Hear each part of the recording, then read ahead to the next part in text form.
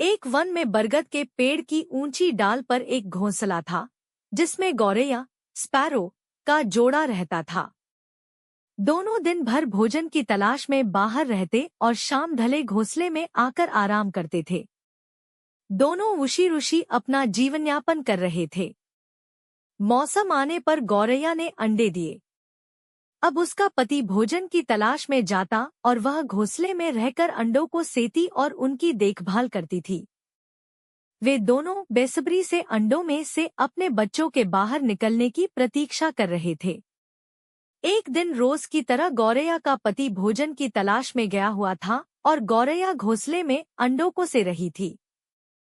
तभी एक मदमस्त हाथी एलिफेंट उस वन में आ गया और उत्पात मचाने लगा।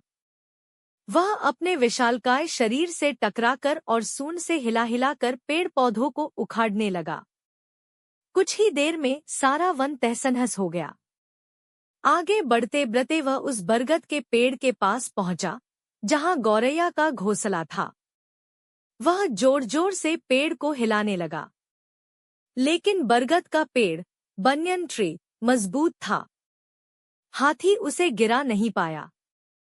लेकिन इन सब में गौरैया का घोंसला टूटकर नीचे गिर पड़ा और उसके सारे अंडे फूट गए। अपने बच्चों की मृत्यु पर गौरैया विलाप करने लगी।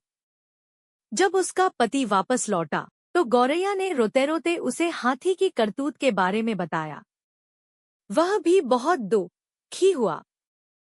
दोनों प्रतिशोध की आग में जल रहे थे और हाथी को सबक सिखाना चाहते थे।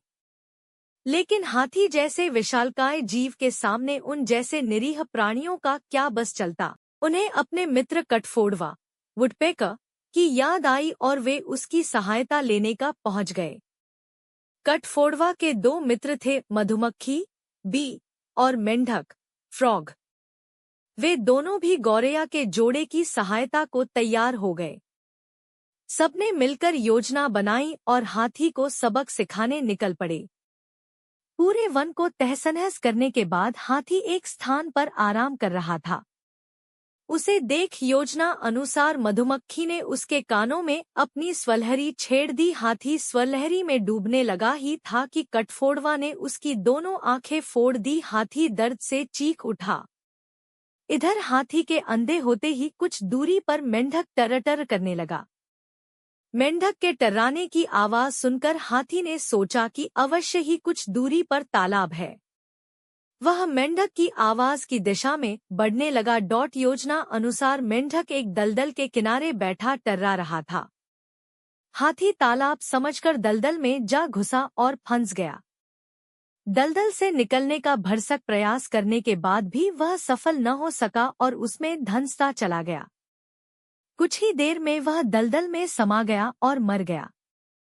इस तरह जैसे गौरैया ने अपने मित्रों की सहायता से हाथी से अपने बच्चों की मौत का प्रतिशोध ले लिया। सीख: एकजुटता में बड़ी शक्ति होती है। एकजुट होकर कार्य करने पर कमजोर से कमजोर व्यक्ति भी बड़े से बड़ा कार्य संपन्न कर सकता है।